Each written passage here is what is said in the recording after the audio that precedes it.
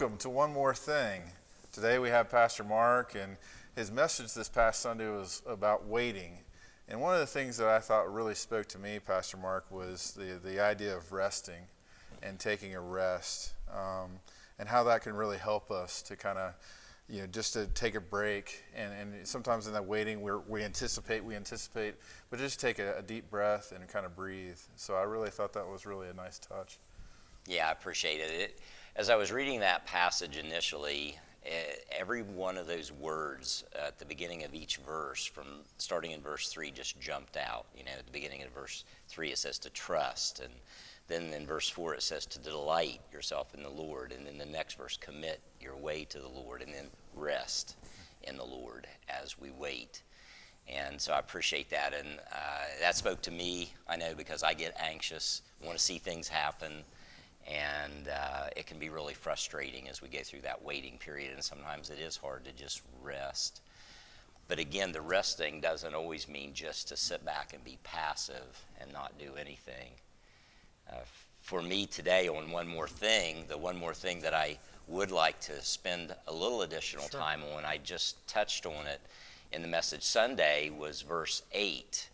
And there's actually three things that are mentioned in verse 8 that we need to actually let go of while we're waiting. Verse 8 says, cease from anger, forsake wrath, and do not fret. It only causes harm.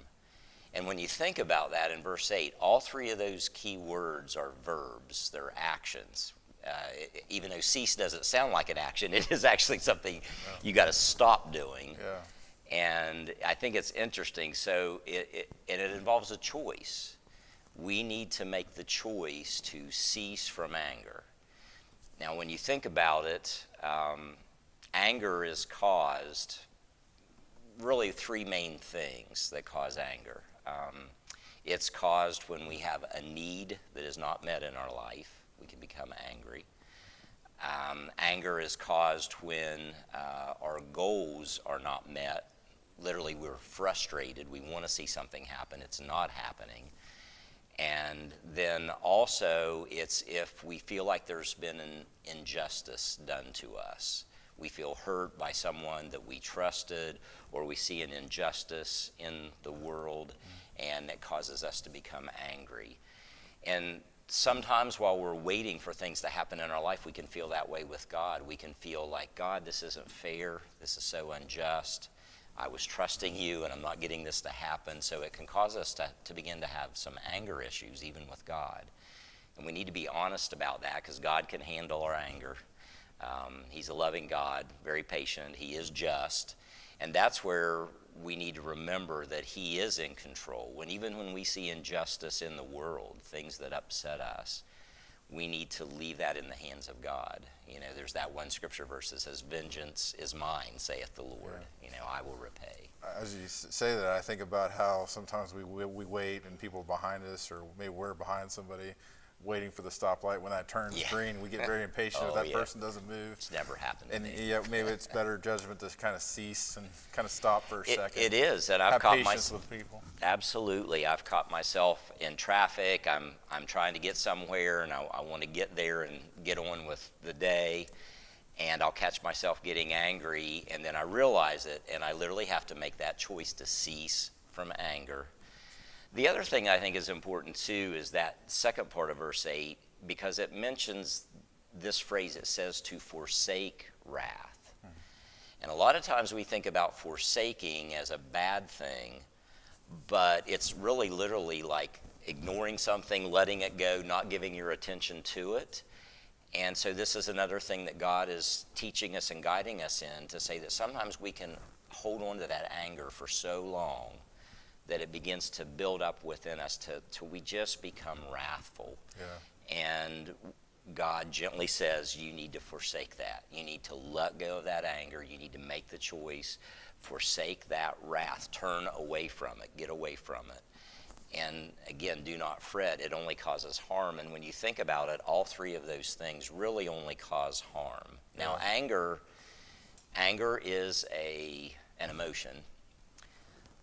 But if it's not dealt with properly, it can be harmful. Like becoming angry can motivate us to do something. So it could actually be a tool that's used for good, but if we don't handle it in the right way, it becomes destructive, not only to us, but to others. And if we don't do something properly with it, right? If we don't channel it in the right way, then it can, that's why it says, don't let the sun go down upon our wrath, because if we don't do something with it productively. Exactly.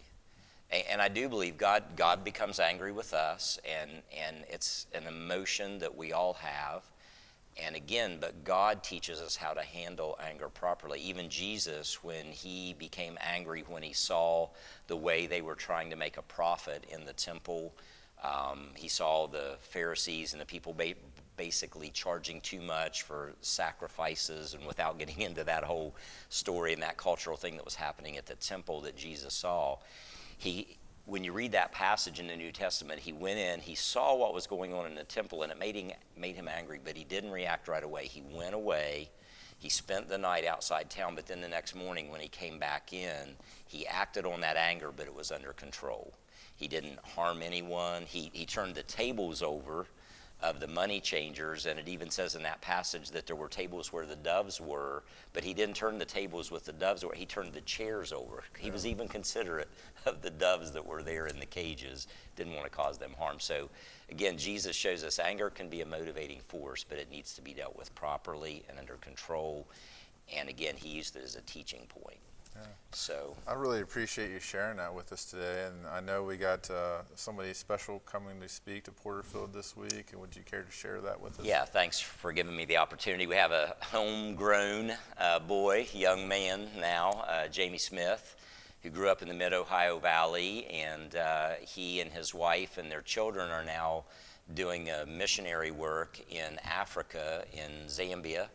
And he's going to be here to talk about the work and God's calling on his life and giving us an update. So I hope that many people will come out and support him and listen to the work that he's doing, because this is part of the broader kingdom work of God that we're supporting in the world, not only here at Porterfield, but other churches in the Mid-Ohio Valley and across America. So I'm looking forward to that very much. Well, thank you. I appreciate that. Thank you for checking out One More Thing. Don't forget, we have Sunday morning services, 8:30 and 11. Come and join us. Thank you.